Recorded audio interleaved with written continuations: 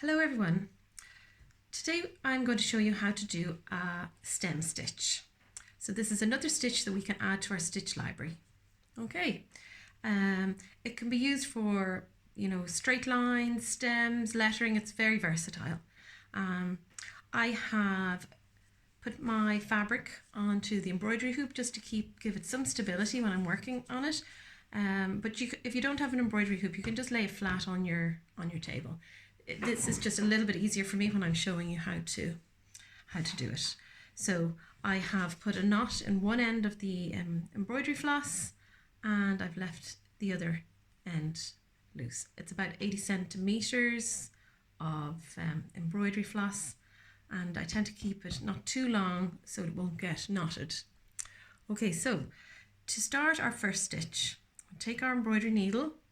We're going to bring it up through the back, the fabric, just at the beginning of that faint line that I drew. Okay, so we'll just pull that gently, and I can feel that the knot is holding it, it's securing it at the back. And I'm going to make my first stitch. So just like you're making a running stitch, back down to the fabric. So this time, to make your next stitch, you're going to take your needle and you're going to come up from underneath the fabric halfway along your first stitch, about there. Okay, so just above the thread, and then we're going to try and make our stitches around the same size. I'm going to go back down and finish our second stitch like so. So each time we are going back about halfway along the previous stitch to form the next stitch. So after we've done a few of those, you kind of get an idea of how it looks. It's starting to take shape. I find it is helpful to have a faint line drawn because you can just very easily start going off at an angle. So I'm using it to help me keep on track.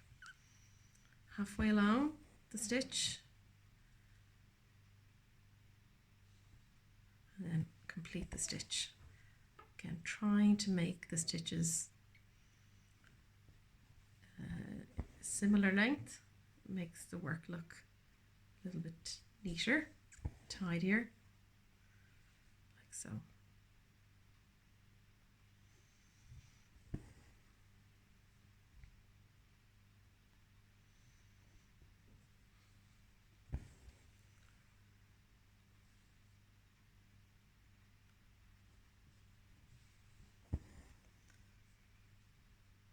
This has a really nice look. It nearly looks like the floss is twisted when you make this stitch.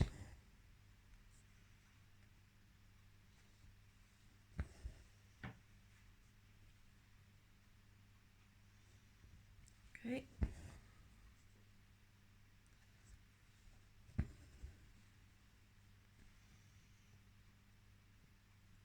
Last few stitches.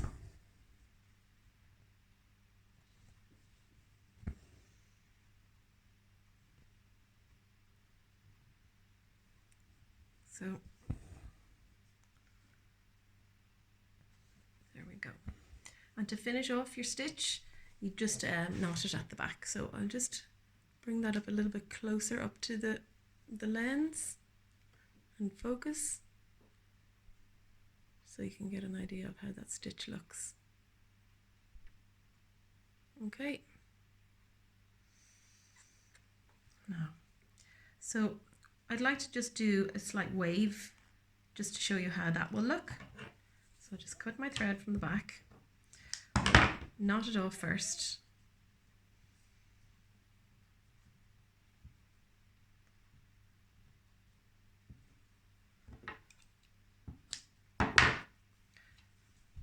And I've drawn a faint curved line underneath the straight one.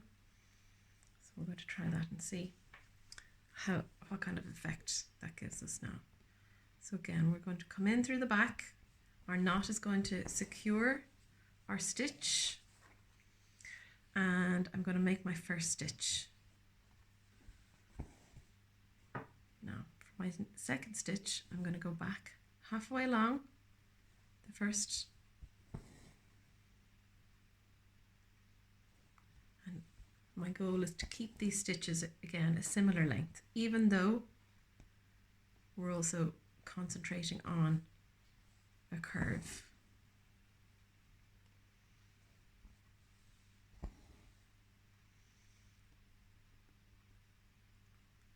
Halfway along.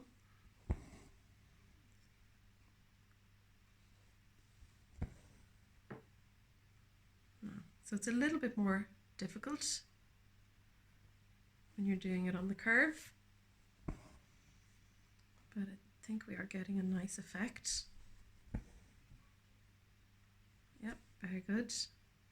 Halfway along.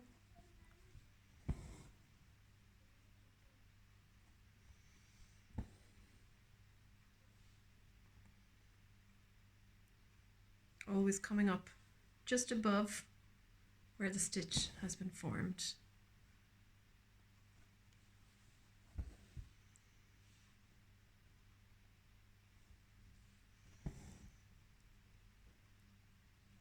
And now we're going back down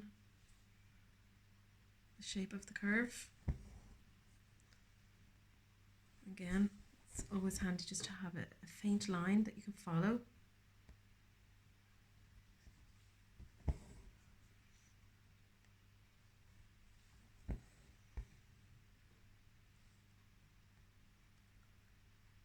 To make sure to come up in the right place.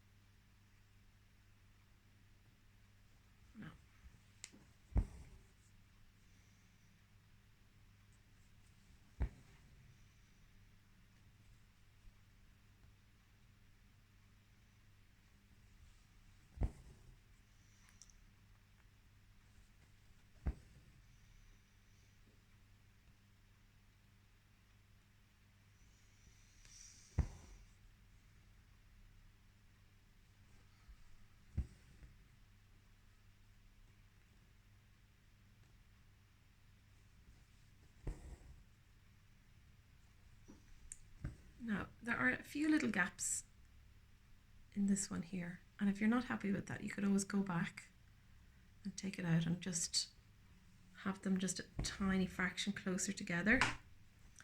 But I quite like this. I think it looks good, so I am going to leave it like that.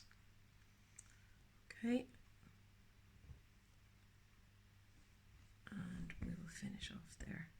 So there we have a straight stem and a curved stem stitch. Okay, so I hope you'll give it a go and see how you get on. Maybe you could try some lettering. Okay, so thanks for tuning in. Okay, bye.